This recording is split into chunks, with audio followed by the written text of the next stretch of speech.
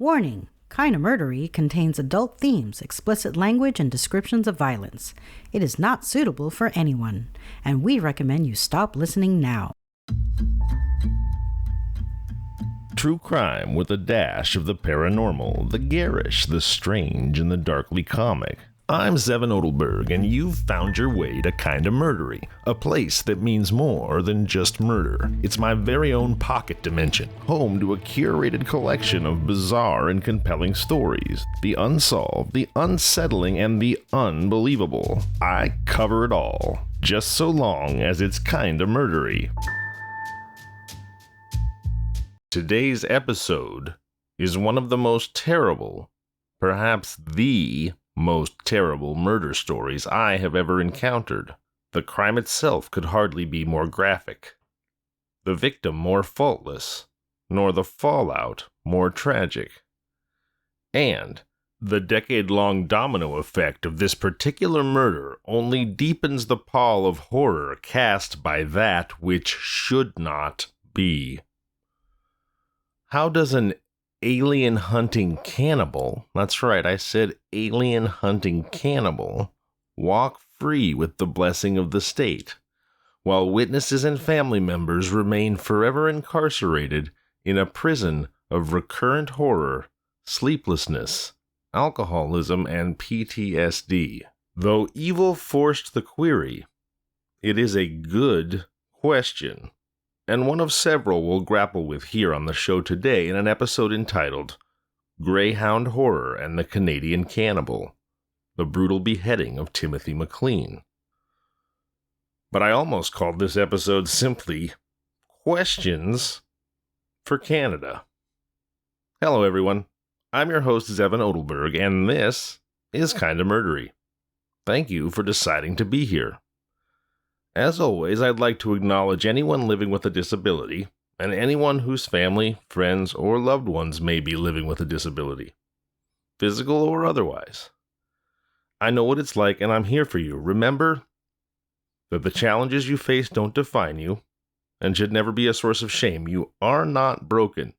If you'd like someone to talk to, or if you'd like to share a story of living with a disability to help yourself or others feel seen and supported, please reach out to the show via email, kindamurdery@gmail.com, or at kindamurdery on social media. Also, I know today's show is a little shorter than normal. I hope that's all right. My entire family has COVID right now. Watch out for camping trips and sleeping in tents, I say. Well, I'm still testing negative, but it'll be a minor miracle if I avoid it entirely. I'm sitting in the house with a mask on, recording this episode while doing my best to balance caregiving, carefulness, and recording around coughing fits. Thankfully, the cases seem to be mild, and everyone is trending positively at the moment, so fingers crossed. Alright, we're going to dive right into the story today, mostly because darkness generates its own compulsive emotional momentum, which is to say, if I don't dive right in immediately, I'm afraid I may just run away and shirk my responsibilities entirely. This is a story that takes courage to tell, though the ounce of bravery required of me is a mere atom in the ocean compared to the courage required to live through it. This is a recent story. The murder was committed in 2008. Survivors and loved ones are still alive. My heart goes out to Timothy McLean's family and everyone who witnessed Tim's murder that day, and anyone whose life was personally touched by this terrible tragedy in any way. Now, usually I'm not much of a believer in trigger warnings. Although their intent may be noble, I believe that they preemptively communicate the assumption that we are not strong enough to handle whatever's coming. And I would never assume that of you or myself. I believe that we are stronger and can handle more than we know. But with that being said, I'm going to offer a trigger warning today for graphic violence, PTSD, family separation, substance abuse, and, frankly, more. Now, one last thing before we dive in, I want to establish the central question that frames the story I'm about to tell. And this would be the central question for the nation of Canada, I suppose. What is the purpose of criminal penalties, and in particular, incarceration? Are penalties meant as deterrence or consequences? Is incarceration meant to rehabilitate or to punish? In my mind, the answer is clearly both. There are often many mitigating circumstances that lead a person to commit murder. And if a repentant killer can be truly rehabilitated, that is a worthy goal. But there are some crimes so heinous that they demand punishment, where even legitimate mitigating circumstances like mental illness feel like feeble justification for compassion. In my mind, the case of the Canadian cannibal is one of those cases. But the Canadian justice system clearly disagreed. Let's get into it. Vincent Li was born in northeastern China in the province of Liaoning, and I probably mispronounced that, in 1968. In 2001, at the age of 33, Vincent and his wife immigrated to Winnipeg, Canada. Li had studied for 4 years as a software engineer in China, but was unable to get a job in a related field. He took jobs at McDonald's, Walmart, Meatland Foods, and Grant Memorial Baptist Church. Li, an exceptionally devout Christian, had this to say about his spirituality. I believe in Jesus Christ. He is my Savior. I try to follow God. In 2004, 3 years after he immigrated to Canada, Vincent Li began to have schizophrenic episodes, although he did not know what they were at the time. Again, I'll turn to Vincent Li's own words as he describes the emergence of his schizophrenia in 2004. He says, "I began to hear voices that normal people do not hear. I thought I heard the voice of God telling me to write down my journey. The voice told me that I was the third story of the Bible, that I was like the second coming of Jesus. I was to save people from a space alien attack.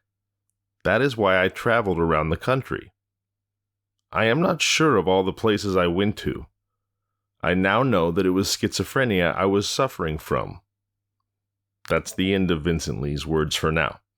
Now, the anti-psychiatry psychiatrist philosopher Thomas Szaz, maybe? S-Z-A-Z? If you know the right way to pronounce this guy's name, Thomas Szaz, S-Z-A-Z, reach out to the show and let me know. kindamurdery@gmail.com. And also, as I said last week, and this will be true every week, if there's a particular murder story that you would like to hear me cover, and last week we did Joaquin Murrieta at the request of Amber Suri. If there's a particular story you would like to hear me cover, reach out to the show, kindamurdery@gmail.com or @kindamurdery on social media. Back to the story. The anti-psychiatry psychiatrist Thomas Szaz, I'm going to say Szaz for now, again, let me know the right way to say it, is credited with the saying, "If you talk to God, you're praying. If God talks to you, you have schizophrenia." In the case of Vincent Li, his religious fervor channeled his delusions in a dangerous direction.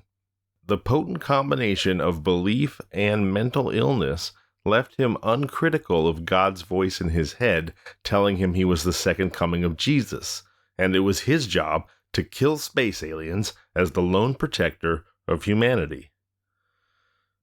Tragically for Tim McLean and his family, on July 30th, 2008, on Greyhound bus number 1170 bound for Winnipeg, Canada, Vincent Li heard the voice of God tell him it was time to pick up the mantle of alien-slaying Jesus. On July 30th, 2008, Tim McLean boarded Greyhound bus 1170 bound for Winnipeg, Canada. He'd been working a carnival in Alberta and was napping with his head against the window, exhausted after a long night out. Tim was sleeping for almost 6 hours when the bus made a rest stop in Erickson, Manitoba, and a tall Asian man named Vincent Li boarded the bus and sat down in a seat by himself. As the bus pulled out of the stop, he moved to the back, to the vacant seat next to McLean. McLean barely noticed, continuing to sleep with his head against the window and his headphones on. Suddenly, almost 3 hours after boarding, Li pulled out a large knife and stabbed McLean. The bus was full, and all 34 passengers were witnesses to the carnage. A couple who were sitting across the aisle from Vince Li were the first to notice and the first to scream. They ran to the front of the bus to tell the driver, who immediately pulled over, evacuating the passengers while leaving Li locked inside. For the next 4 hours, the passengers remained outside the bus while Li wreaked havoc inside. Vince Li had not only stabbed McLean, but decapitated him, carrying his severed head around the bus like a trophy and holding it up for the passengers outside to see. He dismembered McLean's body, tossing the pieces around the bus. He tried at one point to steal the bus, but the quick thinking of the driver had engaged an emergency stop feature, rendering the bus immobile. Li also tried to flee the bus, though a group of passengers kept him contained. A passing truck driver who had been carrying steel pipe had seen the roadside commotion and had stopped to see what was wrong.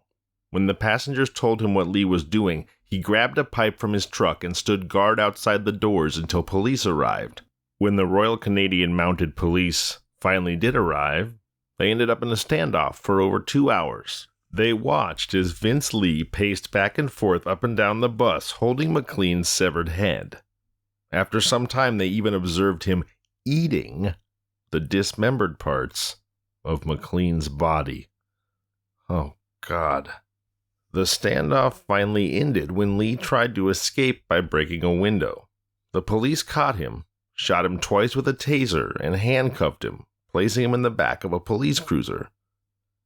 In his pockets, they found Timothy McLean's ears, tongue, and nose. Tim's eyes and heart were never found. They were believed to have been eaten by Vince Li during his time in the bus. The trial took place 1 year later, during which Li pleaded not criminally responsible. His plea meant that he accepted the charges but was unable to form the necessary mental element to be responsible for them. A psychiatrist on Li's defense team argued that Li attacked McLean because God's voice told him McLean was a force of evil and needed to be executed, that McLean was in fact an evil alien. The judge accepted the psychiatrist's diagnosis and remanded Li to a mental institution. The trial also forced Greyhound to redo their marketing techniques, as they had just released a campaign based on the friendliness of the bus system. And the slogan was, "There's a reason you've never heard of bus rage." In the words of the great Stephen Sondheim, irony, oh, it cuts like a knife. Vince Li sat in isolation in the Selkirk Mental Health Center in Selkirk, Manitoba for 3 years until his doctors granted him access to the outside world. He was now allowed to take supervised visits to the town square and to conduct interviews about his imprisonment and his crime. 2 years later, doctors decided that Li's visits to the town no longer needed to be supervised and granted him 30 minutes a day, and eventually full days to be on his own in the town. In 2015, Li's doctors expanded his visit range to Winnipeg, allowing him unrestricted access to the town as long as he carried a functioning telephone with him. In 2016, Li formally changed his name and announced that he was seeking the clearance to live independently outside of the mental facility. And in 2017, Li's petition was granted. A judge on the Manitoba Criminal Code Review Board ordered Li to be discharged and ruled that there shall be no legal obligations or restrictions on his independent living. He now lives as a free man in Canada under the name William Li Baker. As to the question of whether or not he should be free, I believe the answer is clearly not, and especially not with no supervision. Even if you don't prioritize justice for Tim McLean's family at all, and you should, everyone behind Will Baker's release will tell you that he's not a threat as long as he's on his meds. Now, it shows incredible cockiness on the part of the Canadian justice system. It is almost, in my opinion, unbelievably arrogant to have utter certainty that A, Will Baker will continue to take his meds. Who among us has not known a mentally ill person who was stable on their medication and manic without it, but nonetheless chose to stop taking it at some point or another? And, by the way, it's not as though Will Baker was just manic when he's off his meds. No. Off his meds, he's a violent cannibal with a god complex. I could hardly think of a more dangerous way to describe someone. A violent cannibal with a god complex. Yeah, sounds perfectly safe for everyone around him. It is true that he's shown a great deal of remorse. So okay, let's say that Vincent Li, aka Will Baker, would never for the rest of his natural life, an average of at least 30 some odd more years of being healthy and strong enough to be dangerous, let's say he would never choose to go off his meds. Well, Canada is willing to presume that he will always have access to his meds every day for the next 3 decades. There'll never be a shortage. There'll never be a distribution or a transportation problem. There'll never be a supply chain issue. Yeah, right, sure. That's a hell of an assumption to bet people's lives on for the next 30 years because, again, he was released without any qualifications or legal requirements to his continued freedom. So here's hoping he doesn't run out of those meds because, meanwhile, the dominoes that fell because of Will Baker's deadly delusions left so many lives shattered. For the obvious reasons I've just outlined, Timothy McLean's parents do not believe that Vincent Li should be a free man. Additionally, Tim has a 13-year-old son who was born to Tim's fiancée in December of 2008, 5 months after his father was murdered. Tim's son lives with his paternal grandmother, a last blessing left behind by her beloved son. Should he be forced to live with the knowledge that his father's killer is free under his own recognizance and a new name? And, while Tim's family may have or certainly did suffer the most because of Will Baker's crime, they are not the only ones who have suffered. One of the passengers on the bus that night suffers from mental illness and PTSD because of the horror she was forced to bear witness to, and though she gave birth years later, she would eventually lose custody of her child because of the same PTSD that she developed that terrible night. The truck driver who pulled over to help that night is living with severe PTSD from seeing Vincent Li walk through the bus carrying the severed head of Timothy McLean. His post-traumatic stress syndrome manifests itself through rage and alcoholism, and he drinks himself to sleep every night because booze is the only way he can sleep. Without it, the horrible imagery of Tim McLean's murder keeps him awake night after night after night. These are the prisons of trauma that the witnesses and family members will live in for the rest of their lives.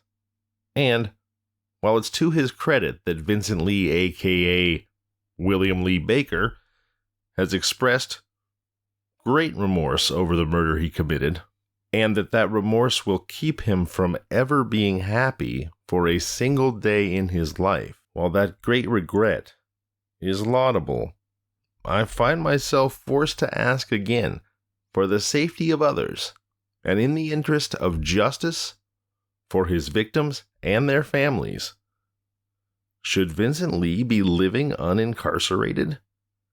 Again, even if no one bears him any ill will, it seems to me that objectively the answer is no, he should not, and that the Canadian justice system has given a philosophical ideal, that ever-elusive goal of prisoner rehabilitation, primacy ahead of very real, concrete concerns in regards to both public safety and justice and peace of mind, though they may be impossible to attain for the Canadian cannibals' victims.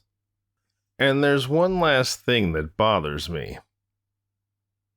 Let's run down the timeline of Vincent Li's actions leading up to Timothy McLean's murder.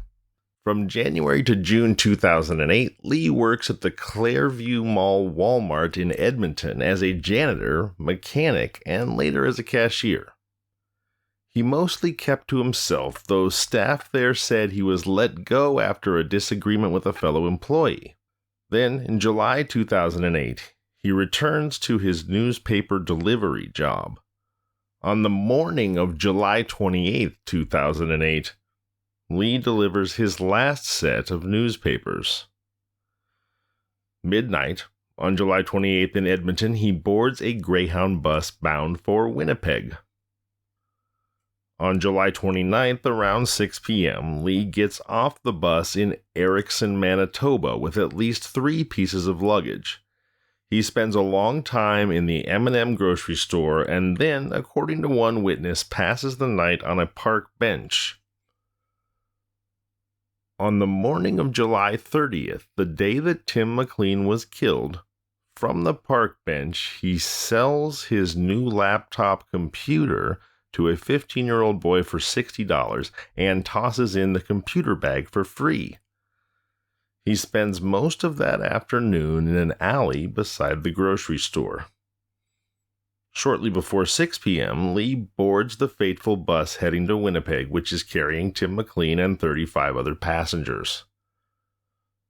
On July 30th at 7 p.m., that bus arrives in Brandon, where the driver gives passengers extra time to eat.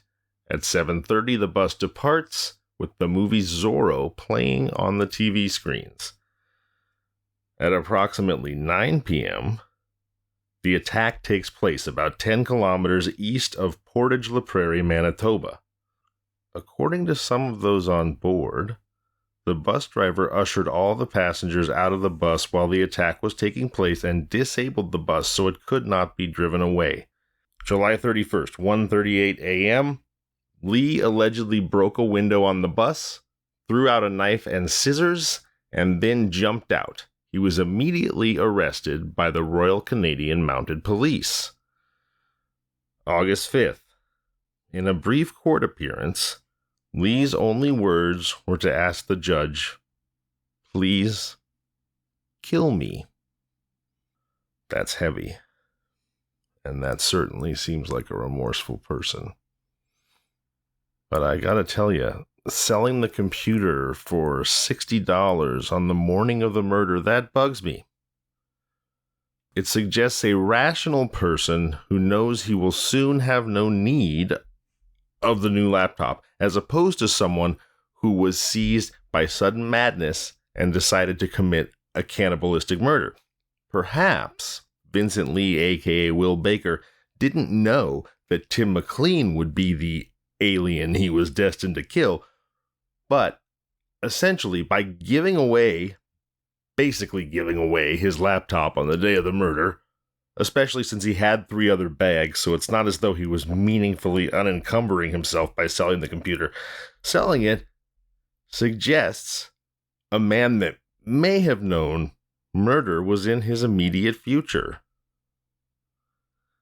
In other words, he saw for himself a very near future where he would have no need of a laptop and wouldn't care whether or not he got a good deal on it.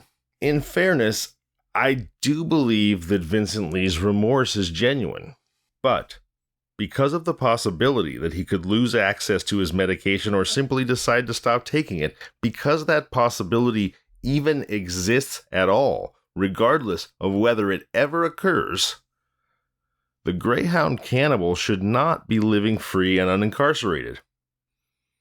It is incredible that he received an absolute discharge of his crime and that there are no longer any conditions on his freedom.